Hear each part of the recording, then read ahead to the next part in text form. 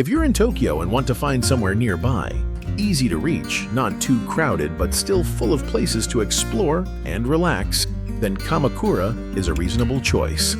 I spent an entire day traveling from Tokyo to Kamakura, stopping by a few key spots, trying some local specialties, and enjoying a slower pace of life compared to the city. In this travel documentary, I'll share that journey, along with a few small tips to help you better picture what it's like if you want to take a one-day trip like I did. Starting with choosing the train, departure time, and then each stop throughout the day. Suggestions for traveling to Kamakura.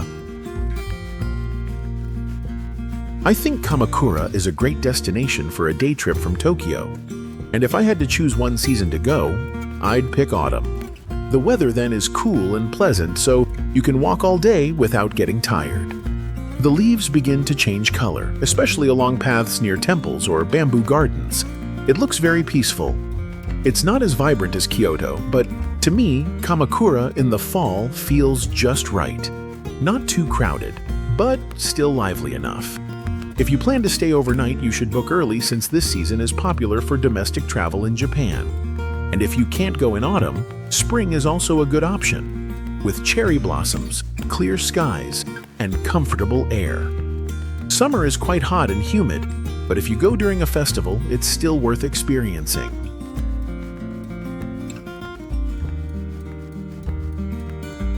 The easiest way to get around Kamakura is by using an IC card, like a Suica or Pasmo. It's simple to use. Just load money and tap the card when entering and leaving stations, so you don't need to buy single tickets for every ride. I found it very convenient, especially when combining several places in one day like Kamakura, Enoshima, or heading back to Tokyo. If you're planning to visit Yokohama or other cities around the Kanto area, you might want to check out route-specific passes, because sometimes it's cheaper to buy a combined one. I spent the whole day using Inoden and JR lines with just one small pass. No need to think too much. So if you've managed to find time and pick the right season and have your travel card ready, now I'll share a detailed one-day travel guide for Kamakura, a seaside city not far from Tokyo, but with a completely different atmosphere. A one-day Kamakura adventure near Tokyo. Hello everyone! Today I'm sharing a one-day trip from Tokyo to Kamakura, a coastal city in Kanagawa Prefecture. From Tokyo, it takes only about an hour by train to get there. This trip is perfect for those who don't have much time but still want to get out of the city for some fresh air and explore spots tied to Japanese history and culture. I departed from Shinjuku Station around 8 a.m., taking the JR Shonan Shinjuku line to Kamakura Station. The train was punctual, with comfortable seats. Along the way, you'll notice the scenery gradually shifts from cityscape to suburbs with greenery and low-rise houses. After arriving, I started my day with breakfast at a popular cafe near Hase Station, where you can enjoy your meal while watching trains pass by. The place has a simple design, but its great location and unique dishes make it appealing. I ordered a bowl of whipped egg rice. The egg was fluffy and smooth, layered over white rice, and topped with light soy sauce, served with a bit of pickled vegetables. It was easy to eat and light on the stomach, just right for breakfast. After eating, I walked to the nearby beach, Uegahama Beach.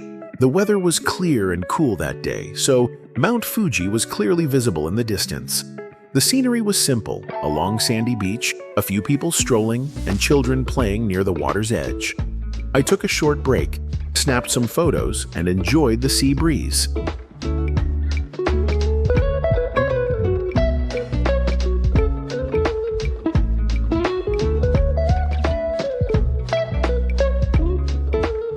From the beach, I walked to the famous anime filming spot from Slam Dunk, the scene with the train crossing in front of the ocean. This is one of the iconic opening shots in the anime.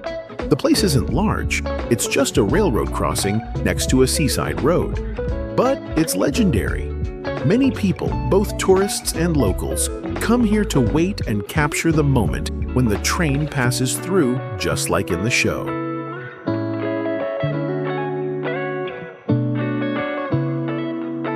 From there, I moved on to the Great Buddha of Kamakura, one of the city's landmarks.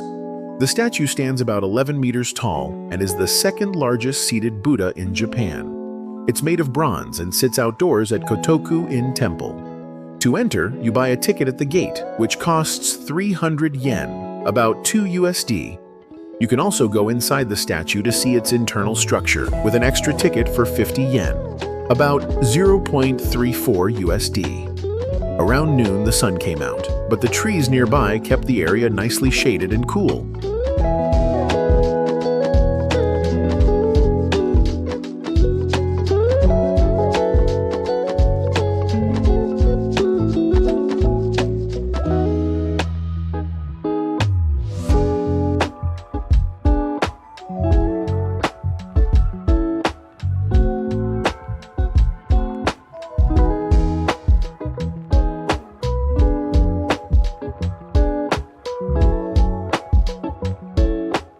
After leaving the Great Buddha, I took a bus to Ziniarai Benten Shrine, a shrine tucked into a rocky cave.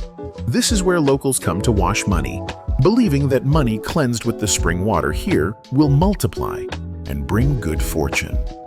The path to the shrine is narrow, passing through a short tunnel. Inside the courtyard, there are baskets and spring water flowing through. I exchanged some coins and gently washed a few in the water, then dried them off.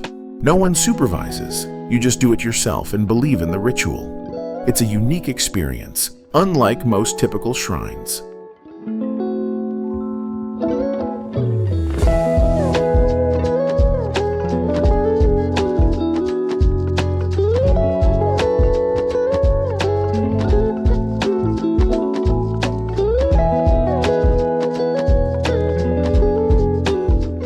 Next, I returned to central Kamakura to explore the main shopping street, Komachi-dori. This street stretches from near Kamakura Station to Tsurugaoka Hachimangu Shrine. Both sides are lined with shops selling souvenirs, quick bites, and local specialties. I stopped by a few stalls to try shirasu fish crackers, tiny fried fish on rice crackers, premium matcha ice cream, and dorayaki with Buddha faces printed on them. Each item costs around $1.5 to $3, so you can sample several without spending much. The food here is usually sold in small portions, perfect for snacking as you walk and trying different flavors. Just strolling down the street and sampling a bit of everything, you're bound to find a few favorites. Komachi-dori is always bustling, especially around noon and afternoon, but the street is wide enough to move around comfortably. I visited a small shop selling mochi and packaged matcha candies with ready-made gift sets priced around 500–800 yen, about $3–5, perfect to bring home. A few doors down was a store specializing in Kamakura printed hand towels, thin, light fabric you can use for wrapping or wiping hands. These items are affordable and packable, so if you're looking to buy souvenirs, this is definitely a place to stop.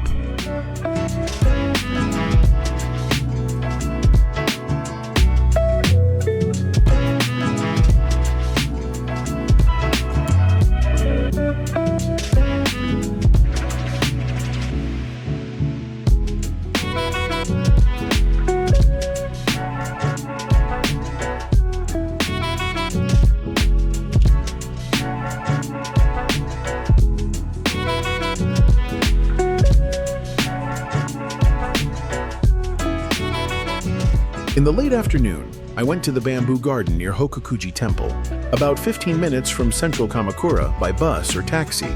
This area has around 2,000 bamboo trees growing densely into narrow paths, paved with clean stone and easy to walk on. It wasn't too crowded, and everyone moved quietly and spoke softly, making the space very peaceful.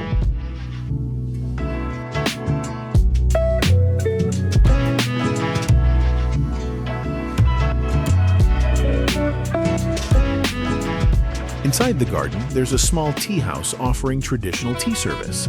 I sat and had a cup of hot matcha paired with a piece of wagashi sweet. Each tea set costs about 700 yen, around $4.70. The tea was pre-prepared, quite strong, and a little bitter, balanced by the sweet treat. The tables were placed along the walkway, facing the bamboo forest, with a sunshade overhead. I stayed for about 15-20 minutes, took a rest, sipped tea, and enjoyed the view of the bamboo grove ahead.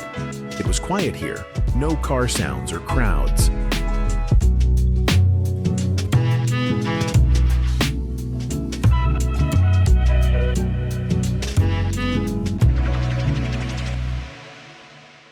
Kamakura is the ideal place for those who enjoy gentle exploration and learning about Japanese culture. This small city isn't noisy, but there's so much to experience, from ancient temples and tree-lined paths to peaceful beaches. Walking, eating, sightseeing, and soaking in the slow pace here is a truly rewarding experience.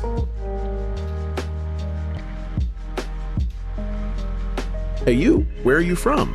I'd love to know which city you're watching our travel documentary from. Leave a comment so we don't feel alone. Just a small gesture, but it gives us motivation to make more travel guide videos. Thank you, and much love to you.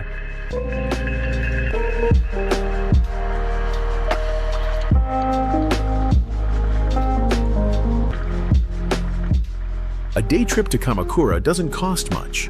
With just about $60–80, you can enjoy transportation, meals, and visits to the main attractions.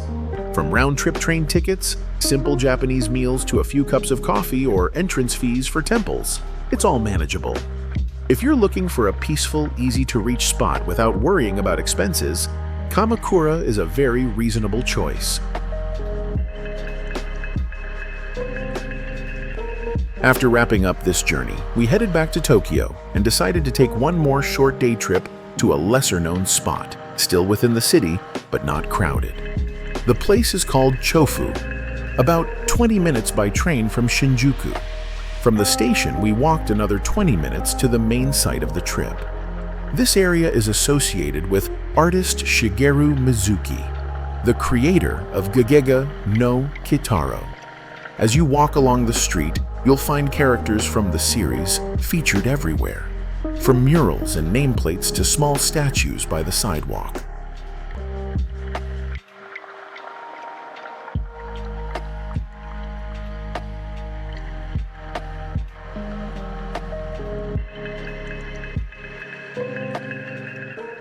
The first stop on our journey was Jindaiji Temple, one of the oldest temples in Tokyo, second only to the famous Sensoji in Asakusa. To get to Jindaiji, you can take a bus from Chofu Station for about 15 minutes, or walk if you enjoy strolling through leafy streets. Jindaiji is surrounded by greenery. I visited in early summer, so there weren't red leaves, but the weather was mild and comfortable for walking. The temple grounds are spacious with tiled roofs and wooden pillars, and the area is quite serene. In front of the gate, there are small shops selling snacks and souvenirs.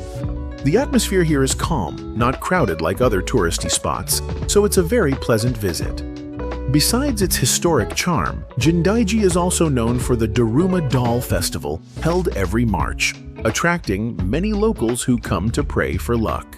Although it wasn't festival season, the temple grounds still had several stalls selling Daruma dolls, each with a unique face. Very fun to explore.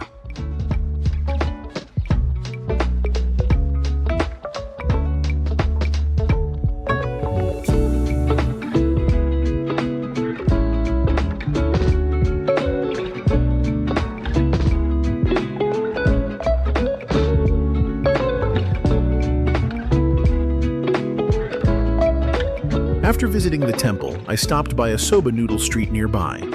The soba here is handmade using buckwheat flour grown in the area, and it's prepared fresh on site. I chose a small shop called Yusuian, a well-known local spot. Lunch included a zaru soba set, cold noodles with dipping sauce, a plate of crispy soba crackers, and a grilled dango skewer. The soba was cool, chewy, and paired well with the sweet salty soy dipping sauce and a bit of wasabi. Perfect for warm weather.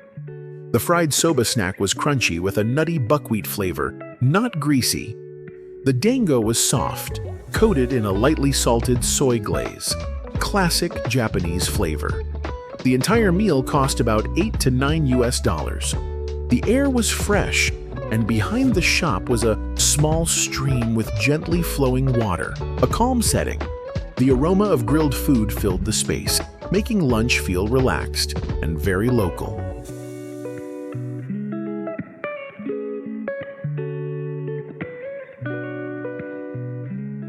Continuing the journey, I went to a special spot that few tourists know about, Jindaiji Pottery Village, just a short walk from the temple. This is a craft studio open for visitors to try hand-making pottery. I signed up for a short 90-minute session where I could mold, decorate, and choose the glaze for my own creation. After learning how to knead the clay, I began shaping a small bowl for matcha. At first I was clumsy, but once my hands got used to the clay, it became more fun. After shaping, I added simple designs and left it to be fired.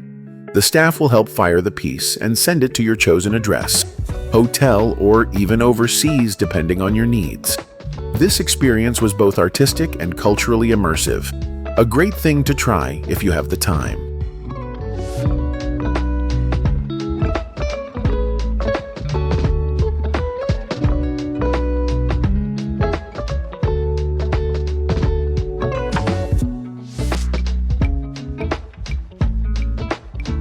After leaving the pottery village, I strolled around Jindai Botanical Garden nearby. This park covers a large area and features seasonal flowers.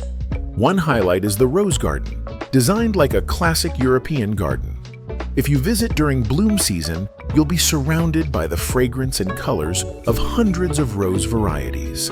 There are also bonsai displays, a medicinal plant area, and a tropical greenhouse. Entry costs just 500 yen, about $3.50. Well worth a relaxing afternoon.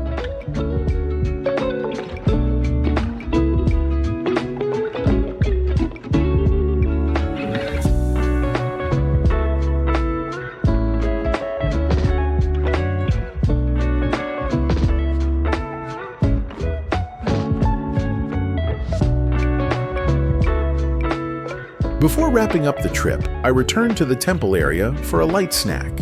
There were stalls selling traditional sweets like kusa mochi, mugwort rice cakes, and freshly steamed manju. I picked a mochi set with hot tea. The chewy texture of the rice cake and the slightly bitter aroma of the tea were a perfect match. If you're traveling with family or older folks, I think Chofu is an ideal destination. Quiet, rich in culture, and with food that suits many tastes.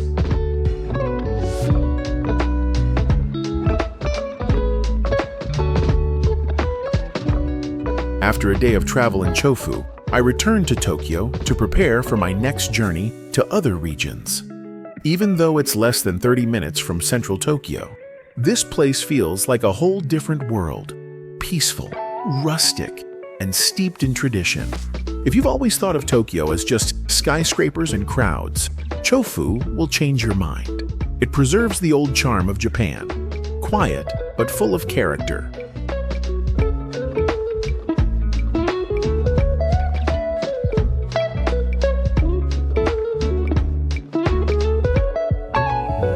So I spent a day in Kamakura and an afternoon in Chofu. Both places are not far from Tokyo, easy to reach, reasonably priced, and full of experiences. If you're looking for somewhere not too crowded, with beaches, temples, tasty food, and a quiet atmosphere, then Kamakura is a solid choice. But if you prefer something even calmer, small-town vibes, historic temples, traditional food, and a chance to make something by hand like pottery, then Chofu is definitely worth a try. I believe trips like these don't require complex planning. Just a free day, a transit card, and a bit of curiosity is enough to discover something new. If you're in Tokyo and want a little break from the noise, give either of these places a try. If you found this content helpful, don't forget to subscribe and hit the bell to follow our upcoming travel guide journeys.